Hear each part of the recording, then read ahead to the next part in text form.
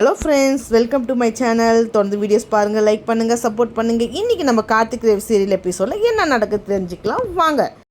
நம்ம கார்த்தியை police arrest பண்ணிட்டு போயிடுறாங்க. இதுக்காக ரேவதி ரொம்ப போராடுறாங்க. அதுக்கப்புறம் கார்த்திகிட்ட, சரி பாட்டி நீங்கள் கவலைப்படாதீங்க, நான் இப்போ வந்துடுறேன். ஐயா எனக்கு ரொம்ப பயமாக இருக்குது, இந்த மாதிரிலாம் பண்ணுறாங்களே, ஏன்பா இப்படி பண்ணுறாங்க, இந்த சந்திராவும் சாமுண்டீஸ்வரியும் திருந்தவே மாட்டாங்களான்னு ரொம்ப புலம்புறாங்க நம்ம சாமுண்டீஸ்வரி பாட்டி. நீங்கள் எதுக்கும் கவலைப்படாதீங்க பாட்டி, நான் போயிட்டு வந்துடுறேன் அப்படின்னு சொல்லிட்டு நம்ம கார்த்தி போகிறாங்க. இந்த பக்கம் பார்த்திங்கன்னா நம்ம ரேவதி ரோகிணி எல்லோரும் வந்துடுறாங்க கோயிலேருந்து. அப்போ பாட்டி நடந்த விஷயத்தை எல்லாமே அவங்ககிட்ட சொல்கிறாங்க. ரேவதி, என்ன மாமா இப்படியெல்லாம் பண்ணிக்கிட்டு இருக்காங்க அம்மா, எனக்கு ரொம்ப பயமாக இருக்குது, இது எதுக்கு தான் கவலைப்படுற ரேவதி, நான் ஒரு வக்கீலை ஏற்பாடு பண்ணேன் அப்படின்னு சொல்லிட்டு நம்ம மயில் ஒரு பக்கம் போகிறாங்க.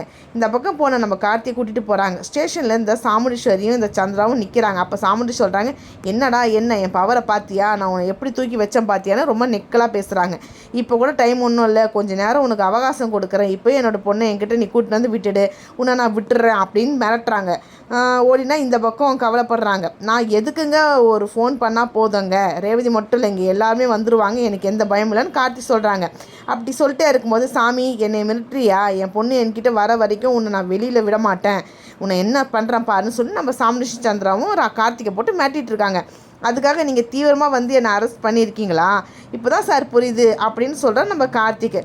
நம்ம அதிகாரிக்கிட்ட கேட்குறாங்க, என்னடா என்கிட்டயே ரொம்ப திமுறாக பேசுகிறியா, இவனை தூக்கி உள்ளே போடுங்க அப்படின்னு சொல்கிறாங்க. கார்த்தி உள்ளே தூக்கிட்டு போய் போடுறாங்க. அதுக்கப்புறம் பார்த்திங்கன்னா நம்ம சாமுண்டீஸ்வரி சொல்கிறாங்க, இவனை வெளியிலே விடாதீங்க சார், எப்படி கவனிக்கணுமோ அப்படி கவனிங்க அப்படின்னு சொல்கிறாங்க. சந்திரா, பணத்தை பற்றியெல்லாம் நீங்கள் கவலைப்படாதீங்க, காசெல்லாம் ஒரு விஷயமே இல்லை எங்களுக்கெல்லாம், இவன் உள்ளவே இருக்கணும், வெளியே வரக்கூடாதுன்னு சொல்கிறாங்க. இந்த பக்கம் பார்த்திங்கன்னா வீட்டுக்கு வராங்க. ஒரு பக்கம் பார்த்திங்கன்னா நம்ம ரேவதி வந்து சாமுண்டீஸ்வரியை சந்திக்கிறாங்க. வீட்டில் வந்ததுமே சாமுண்டீஸ்வரி ரொம்ப சந்தோஷமாக இருக்காங்க. எப்படியோ சந்திரா நம்ம நினச்சது நடந்துச்சு, இப்போவே ரேவதி மட்டும் எப்படி வரா பாரு அப்படின்றாங்க. அதுக்கேற்ற மாதிரி நம்ம ரோகிணியும் கூட்டிகிட்டு ரேவதி ஒரு பக்கம் வராங்க. வந்ததுமே நம்ம ரேவதி காட்டு முன் கத்தி ஆரம்பிக்கிறாங்க. என்ன சார், எதுக்கு என் மாமா உள்ளே வச்சுருங்கன்னு சொல்லி பயங்கர சண்டை போடுறாங்க. அப்படின்னு சொல்லிட்டே நம்ம சாமுண்டீஸ்வரி, சரிங்க சவால் விட்டு நம்ம ரேவதி ஸ்டேஷனுக்கு போகிறாங்க, நான் எப்படியாவது என் மாமாவே மீட் எடுப்பேன் அப்படின்னு ரொம்ப பயங்கரமாக திமுறாவும் பேசிகிட்டே இருக்கிறாங்க.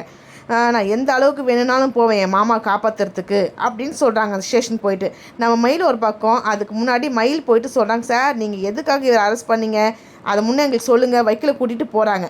வக்கீல் சொல்கிறாங்க, நீங்கள் வந்து ஒரு மேஜரான பொண்ணுக்கிட்ட வந்து தான் இப்படி பேசுருவீங்களா, புருஷனை கூட்டிகிட்டு வந்திருக்கீங்க, அந்த பொண்ணோட முழு சம்மந்தோடு தான் அவங்க 2 பேரும் வாழ்கிறாங்க, அப்படி இருக்கும்போது நீங்கள் எப்படி இவர் அரெஸ்ட் பண்ணுவீங்க, என்ன சார் உங்களுக்கு தெரியாதா சார், வக்கீல் சார் சொல்லிட்டே அந்த அதிகாரி அவங்க கிட்ட சட்டம் பேசிகிட்டு இருக்காங்க. அப்போ அந்த பொண்ணு உங்ககிட்ட ஒரு லெட்டர் கொடுத்துருக்காங்களா, அந்த லெட்டர் வந்து நீங்கள் பார்த்தீங்களா, அந்த லெட்டரில் என்ன இருக்குது, என்னோட முழு சம்மதத்தோடு தான் என்னோட புருஷன் கூட தான் நான் வாழ்ந்துட்டுருக்கேன், அந்த பொண்ணு சொல்லியிருக்காங்க, அப்படி இருக்கும்போது நீங்கள் எப்படி இவர் அரெஸ்ட் பண்ணுவீங்க, உள்ளே வைப்பீங்க அப்படின்னு சொல்லி கேட்குறாங்க. நம்ம கார்த்தி வெளில விடுற மாதிரி இல்லை அந்த அதிகாரி. உடனே நம்ம வக்கீல் சார் சொல்கிறாங்க, நீங்கள் இப்போ எந்த அளவுக்கு இவரை அரெஸ்ட் பண்ணி வச்சுருக்கீங்களே, முன்னே நியாயத்தை சொல்லுங்கள், பதில் சொல்லுங்கள் அப்படின்னு கேட்குறாங்க. நீங்கள் எங்கே வேணாலும் போங்க, என்னென்னா பண்ணாங்க, நான் இப்போ அவர் விட மாட்டேன் வெளியே அப்படின்னு சொல்கிறாங்க அந்த போலீஸ்காரர். சந்திரா கொடுத்த காசுக்கு மதிப்பு அதிகம் இல்லை, அதனால் அந்த போலீஸ்கார் அதுக்கேற்ற வேலை செஞ்சிட்ருக்காரு. கார்த்தி அவங்களோட பின்னாடி இருக்கிற பேக்ரவுண்ட் பற்றி இந்த போலீஸ்காருக்கு தெரியலன்னு சொல்லணும். அதுக்கப்புறம் பார்த்திங்கன்னா வக்கீல் வந்து இவங்க விடாத்தனமாக, சரி நான் மேல்முறையிடுறேன், என்ன பண்ணணுமோ நான் பண்ணிக்கிறேன் அப்படின்னு சொல்கிறாங்க. சரிங்க நீங்கள் என்ன பண்ணுறீங்களோ பண்ணுங்கன்றாங்க. உடனே நம்ம ரேவதி உள்ளே வந்து வாசலில் வந்து, சார் என் வீட்டுக்கார வெளியில் நான் போராட்டம் பண்ணுவேன் அப்படின்னு நம்ம ரேவதி வாக்குவாதம் பண்ணிக்கிட்டே இருக்காங்க. ஒரு பக்கம் பார்த்திங்கன்னா அதிகாரிக்கு ஃபோன் வருது மேல் அதிகாரிக்கிட்ட இருந்து, என்னடா பண்ணிக்கிட்டு இருக்க, என்ன நீ வந்து உன்னோட சர்வீஸ் நீ வந்து யார் எப்படின்னு தெரியாமல் இப்படிலாம் பண்ணிக்கிட்டு இருக்க, அவர் யார் தெரியுமா அப்படின்னு சொல்லிவிட்டு அந்த அதிகாரிக்கிட்ட நம்ம மேலதிகாரிங்க பேசுகிறாங்க. போலீஸ்காரங்கிட்ட ஒழுங்காக மாதிரி அவர் ரிலீஸ் பண்ணு, இல்லைனா அதுக்கு நீ பதில் சொல்லி ஆகணும் அப்படின்றாங்க. ஐயோ வேலைக்கும் ஒலை வச்சுருவாங்க போல இருக்கே. இந்த பக்கம் நம்ம இதெல்லாம் தெரியாத ஈஸ்வரி சந்தோஷமாக உட்காந்துட்ருக்காங்க வீட்டில்.